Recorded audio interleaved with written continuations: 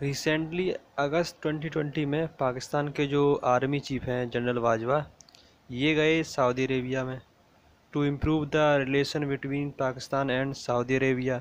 Recently आपको पता होगा, बहुत से इशू की वजह से, कश्मीर इशू, ओआईसी इशू, इसके अलावा जो बातचीत चल रही है पाकिस्तान, टर्की, ईरान, कुछ और कंट्री के साथ मिलकर ओआईसी के बाहर एक पैरेलल ग्रुप बनाएगा मुस्लिम कंट्री का तो ये सब जो इशू है, इनको लेकर पाकिस्तान और सऊदी अरेबिया में डिफरेंसेस काफ़ी बढ़ गए हैं। इन डिफरेंसेस का को मिटाने की कोशिश करने के लिए गए जनरल बाजवा। जो ये विजिट है, ये कंप्लीट डिजास्टर साबित हुई है। सऊदी अरेबिया ने कोई भी स्टेटमेंट नहीं दी रिगार्डिंग पाकिस्तान लोन। ये नहीं कहा कि पाकिस्तान का जो ऑल डिफर्ड सिस्टम है, जो सऊदी अरेबिया ने रिवोक कर दिया है, इसको रिस्टेट करेंगे। और सबसे बड़ी इंसल्ट ये है कि सऊदी अरेबिया में आज के समय जो पावर संभाल रहे हैं deputy prime minister crown prince Mohammed bin Salman, इन्होंने पाकिस्तान के चीफ से मिलने से भी मना कर दिया। इनके साथ कोई मीटिंग शेड्यूल नहीं हो पाई। नाउ आपको पता होगा पाकिस्तान गवर्नमेंट और इनकी आर्मी डिवाइडेड है अबाउट सऊदी अरेबिया। एक तरफ जब पाकिस्तान की सरकार है, जहाँ पर इनके प्राइम मिनिस्टर हैं, और विदेश मंत्री हैं, वो रेगुलरली ऐसे स्टेटमेंट दे रहे हैं कि पाकिस्तान ओआईसी के बाहर टर्की, ईरान, मलेशिया, कुछ और कंट्री के साथ मिलकर अपनी जो कोऑपरेशन है ये बढ़ाएगा। और ओआईसी का या ओआईसी या सेकंड सीट ले लेगा, या फिर कई कंट्री ओआईसी को छोड़कर एक नया ब्लॉक बना लेगी। और ओबियसली ये सब सुन के सऊदी अरेबिया खुश नहीं है, क्योंकि ओआईसी इसके हेडक्वार्टर इन जड़ा इसको लीड करता है। सऊदी अरेबिया पाकिस्तान आर्मी ये जानती है कि सऊदी अरेबिया की आवश्यकता अभी भी बहुत ज़्यादा है। और इवन आफ्टर इमरान खान की इतनी टर्म्स होंगी,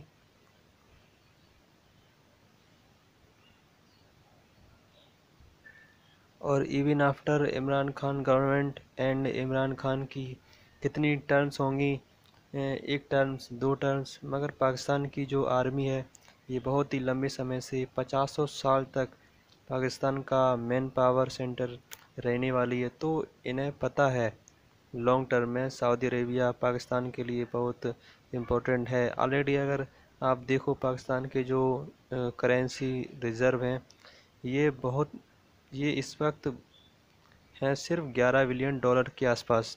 और आने वाले 12 महीनों में पाकिस्तान को टोटल $9 बिलियन इंटरनेशनल लोन चुकाने हैं।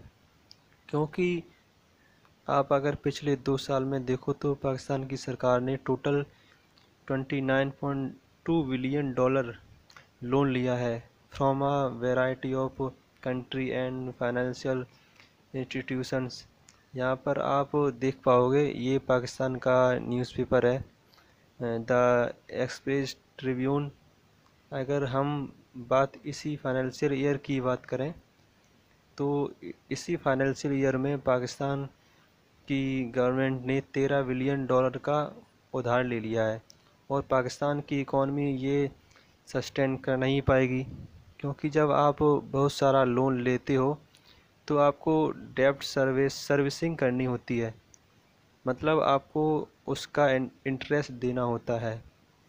आज के समय पाकिस्तान की हालत इतनी ख़राब है कि अगर इनको सऊदी से हेल्प नहीं मिली तो ये अपना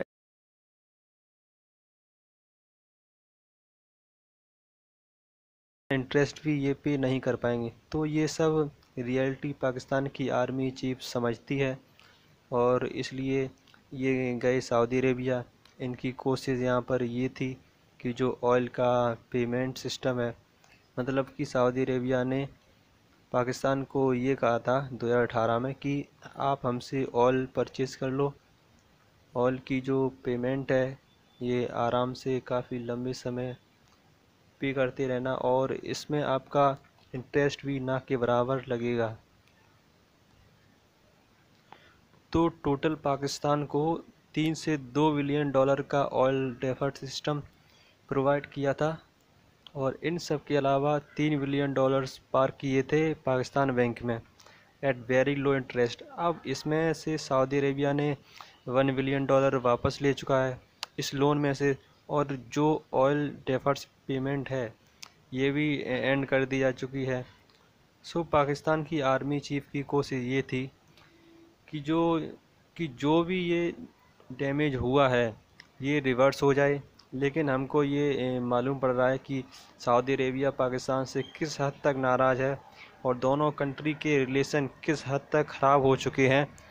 सऊदी अरेबिया के जो क्राउन प्रिंस हैं मोहम्मद बिन सलमान, ये पाकिस्तान की आर्मी चीफ से मिलने भी नहीं आए। इवन दो शेड्यूल ये किया गया था कि यहाँ पर मीटिंग होगी, और ये भी प्रोग्राम था कि जनरल बाजवा को एक मेडल प्रोवाइड किया जाएगा फ्रॉम रियाद। तो दोनों ये चीज़ें भी, meeting with Mohammad bin Salman, ये भी नहीं हुई, और जनरल बाजवा को जो मेडल प्रोवाइड करना था ये भी कैंसिल कर दिया गया।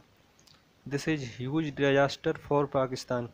ये जो पूरी विजिट थी it is complete failure.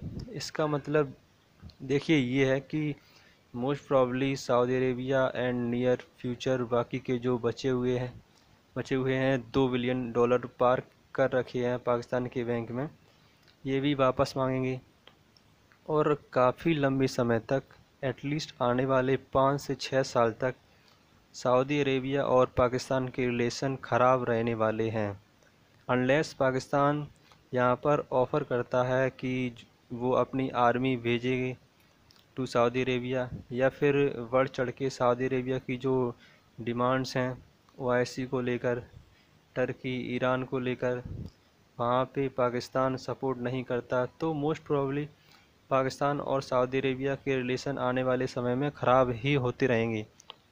This is a great news for India, क्योंकि एक तरफ जब पाकिस्तान और सऊदी अरेबिया के रिलेशन ख़राब हो रहे हैं, साथ साथ आप नोटिस करेंगे कि इंडिया और सऊदी अरेबिया अपने रिलेशन को और मजबूत करेंगे। रिसेंटली इंडिया और सऊदी अरेबिया ने ओपन किया था highest forum strategic partnership council, जो सऊदी अरेबिया की विज़न 2030 है। इसमें इन्होंने ये कहा 8 देश हैं जिनके साथ स्ट्रेटजिक पार्टनर चाहते हैं फॉर द नियर फ्यूचर। ये जो 8 देश हैं ये यहाँ पे आपके सामने हैं: India, China, the UK, the US, France, Germany, south Korea and Japan. तो देखो सऊदी अरेबिया के जो ग्रांड स्ट्रेटजिक प्लान्स हैं उसमें ऑलरेडी इंडिया की काफ़ी बड़ी जगह है। इंडिया को बस यहाँ पर ये करना है कि जो डिफरेंस बढ़ रहे हैं between Pakistan and Saudi Arabia, यहाँ पर जो गैप बन गया है ये इंडिया फिल कर सकता है। India can become a very important partner for Saudi Arabia, और ये इंडियन फॉरेन पॉलिसी में बहुत ही बड़ा चेंज होगा, क्योंकि इससे पहले अगर आप देखो तो इंडिया को बहुत ही डिफ़िकल्टी अपने रिलेशन जो हैं विद इजराइल ये मैनेज करने होते थे जब इंडिया डील करता था with West Asia, primarily Gulf country के साथ। मगर हम एक तरफ देख रहे हैं कि इजराइल को भी एक्सेप्टेंस मिल रही है इन गल्फ़ रीजन। दूसरी तरफ हम ये भी देख रहे हैं कि पाकिस्तान और सऊदी अरेबिया की जो हिस्टोरिक रिलेशंस हैं ये भी काफ़ी हद तक ख़राब हो चुके हैं। हो सकता है कि in the future Saudi Arabia और इंडिया अपनी स्ट्रेटजिक पार्टनरशिप को एक नई लेवल पर लेकर जाए और ग्रांड स्केल पर नेवी, एयरफोर्स और मिलिट्री एक्सरसाइज भी स्टार्ट कर दे। It can very much happen now. India के अलावा इस पूरे एपिसोड से और कौन कौन सी कंट्री बेनिफिट करेंगी? प्राइमरली 2 देश हैं, एक तो है चाइना, दूसरा है टर्की। सिंस पाकिस्तान की जो ऑब्सेशन है विद कश्मीर, इसकी वजह से ये अपने रिलेशन विद सऊदी अरेबिया ये भी ख़राब कर रहे हैं। इसके डायरेक्ट बेनिफिशियल ही होगा चाइना। अब पाकिस्तान और भी ज़्यादा डिपेंडेंट हो जाएगा ऑन चाइना। ऑब्वियसली इनको जो लोन की मैनेजमेंट करनी है, इंटरेस्ट चुकाने हैं, उसके लिए इन द फ्यूचर वो चाइना से ही लोन लेते रहेंगे। और आप कह सकते हैं आने वाले 5 से 10 साल में पाकिस्तान कम्प्लीटली डिपेंड हो जाएगा ऑन चाइना। चाइना के अलावा इकोनॉमिक एस्पेक्ट में पाकिस्तान का और कोई सहारा नहीं होगा, at least in the region. Second country है यहाँ पर टर्की। देखो टर्की जो इंटेंशन है वो काफ़ी हद तक ओपन है। टर्की डिपेंडेंट नहीं है ऑन सऊदी अरेबिया, उनकी इकनॉमी काफ़ी ठीक है और टर्की चाहता भी है ओआईसी में डिवीज़न हो जाए और टर्की लीड करे एक नया इस्लामिक ब्लॉक। तो जितने डिफरेंसेस सऊदी अरेबिया और पाकिस्तान में बढ़ेंगे उसका डायरेक्ट बेनिफिशियल होगा टर्की। अब देखो क्वेश्चन यहाँ पर यह आता है कि पाकिस्तान इस ह्यूमिलेशन का रिएक्शन कैसे देगा। क्या पाकिस्तान अगली ओआईसी की जो समिट है उसको अटेंड नहीं करेगा, या फिर जो अपना इवेंचुअल ओआईसी पुल आउट है इसको ज़्यादा जल्दी कर लेंगे। ये देखना होगा अभी के लिए पाकिस्तान इस पर रिएक्ट कैसे करेगा।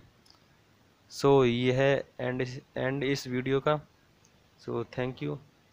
अगर आपको वीडियो पसंद आई हो, कुछ सीखने को मिला हो तो वीडियो को लाइक करें, कमेंट करें और वीडियो को शेयर करें। और हाँ, अगर आप मेरे चैनल पर नए हैं तो चैनल को सब्सक्राइब ज़रूर कर दें और बेल आइकन को दबा दें।